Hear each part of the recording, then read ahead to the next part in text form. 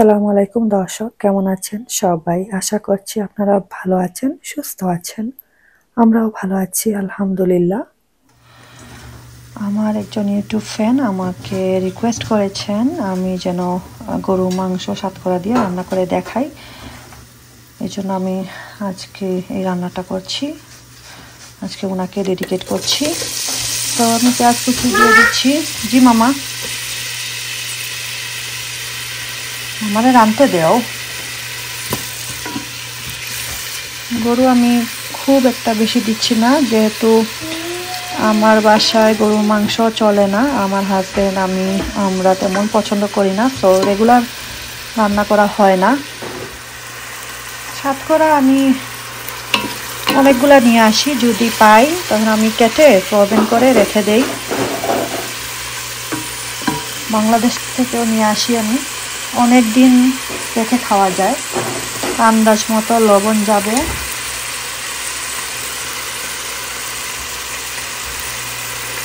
দুই চা চামচ আমি লবণ দিয়েছি। এখন গরম মশলা দিব। আমরা গরু মাংস যেভাবে রান্না করি সেভাবেই রান্না, শুধু সাতকরাটা যদি আপনি ফ্রোজেন থাকে তাহলে ডিফ্রস্ট করবেন। তারপরে তো আমি দেখিয়েছি, আর যদি গরু মাংস দিয়ে রান্না করা হয় তাহলে বুকের যে অংশটা থাকে সেটা ফেলে দিতে হয়। আর যখন 75-80% মাংস সিদ্ধ হয়ে যাবে তখন দিতে হয়। সাতকরা সিদ্ধ হতেও একটু টাইম লাগে। তো এখন আমি গরম মশলা দিয়ে দিচ্ছি। এখানে তেজপাতা, এলাচ, দারচিনি, লবঙ্গ, গোলমরিচ আছে।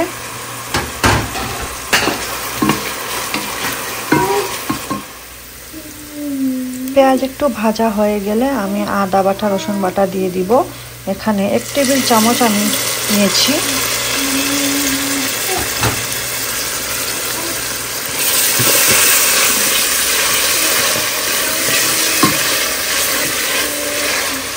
একটু ভাজা হলে বাকি মশলা যাবে।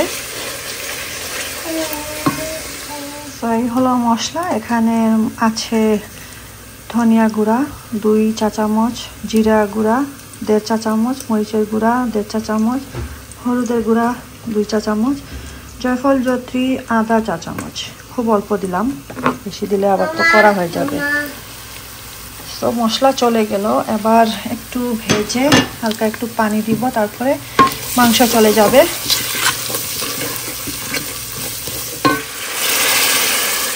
মশলা একটু ভাজা হোক, তেল উপরে আসুক, তারপরে মাংস চলে যাবে।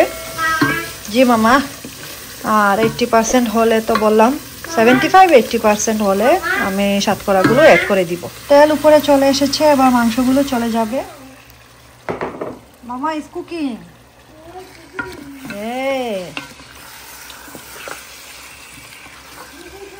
মামা কিতা করি, মামা রান্দি। নেড়ে দিলাম, একবার নেড়ে দিচ্ছি।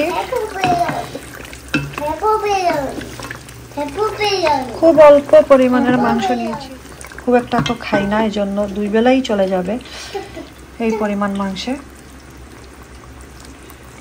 আবার ঢেকে রান্না হবে। আমি মিডিয়াম হিটে রেখেছি। আমি একটু পানি দিচ্ছি কারণ লেগে যাচ্ছে নিচে, তো একটু পানি দিলাম। কষাবো আবার। মাংস সিদ্ধ হয়নি এখনো, আধা ঘন্টা হলো মাত্র। কালার সুন্দরই এসেছে। আমার 75% মাংস সিদ্ধ হয়ে গিয়েছে। এবার আমি কয়েক পিস সাতকরা দিচ্ছি। এই যে বুকে যে থাকে, কি বলে এটাকে, সেটা ফেলে দিতে হয় যদি গরু মাংস দিয়ে রান্না করেন। ভালো করে মিশিয়ে নেই, তারপরে হালকা একটু পানি দিব। পানি অবশ্যই গরম পানি দিবেন, তাহলে মাংসটা শ্রিঙ্ক করবে না আর খুব তাড়াতাড়ি সিদ্ধ হবে। দিয়ে এই তো ঢেকে আবার রান্না হবে যতক্ষণ না পর্যন্ত আমার সাতকরা পুরোপুরি সিদ্ধ হয়ে যাচ্ছে। তো আপনারা দেখতে পাচ্ছেন আমি সাতকরা দিয়ে দিয়েছি সিদ্ধ হওয়ার জন্য। সাতকরা সিদ্ধ হতেই আপনার 30-40 মিনিট লেগে যায়। হালকা একটু পানি দিয়েছিলাম, দরকার পড়লে আরও একটু দিতে পারবো। আধা ঘন্টা প্রায় হয়ে গিয়েছে। এখন আমি দেখব সিদ্ধ হয়ে গেল কিনা। সিদ্ধ হয়ে গেলে আমি পানি দিয়ে দিব। আমার সাতকরা সিদ্ধ হয়ে গিয়েছে। এখন আমি আন্দাজ করে একটু পানি দিয়ে দিলাম।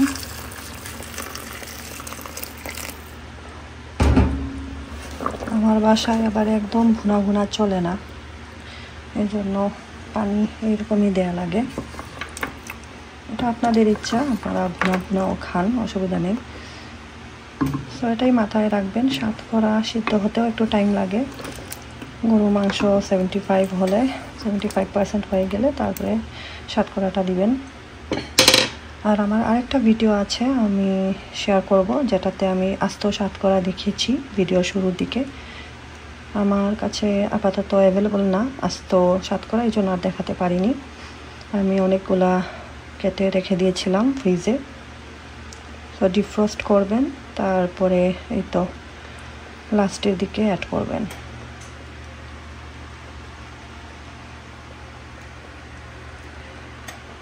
এখন একটু বলক আসুক, তারপরে আমি লো হিটে এনে রেখে দিব। বলক চলে এসেছে, আমি এখন লো হিটে হালকা ঢেকে রেখে দিব তেল উপরে আসার জন্য।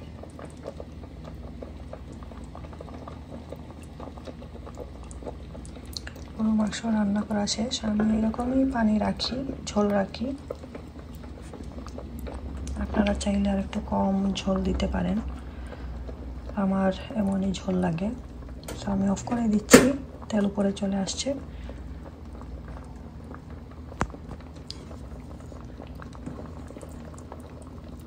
এই হচ্ছে সাতকরা।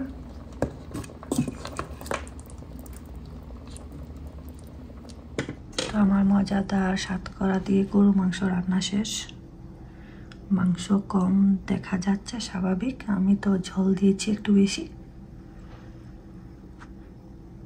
আশা করছি আজকের ভিডিও আপনাদের কাছে ভালো লেগেছে। ভালো লাগলে পাশে থাকবেন, সাপোর্ট করে যাবেন। সবাই ভালো থাকবেন, সুস্থ থাকবেন, আমাদের জন্য দোয়া করবেন। আল্লাহ হাফেজ।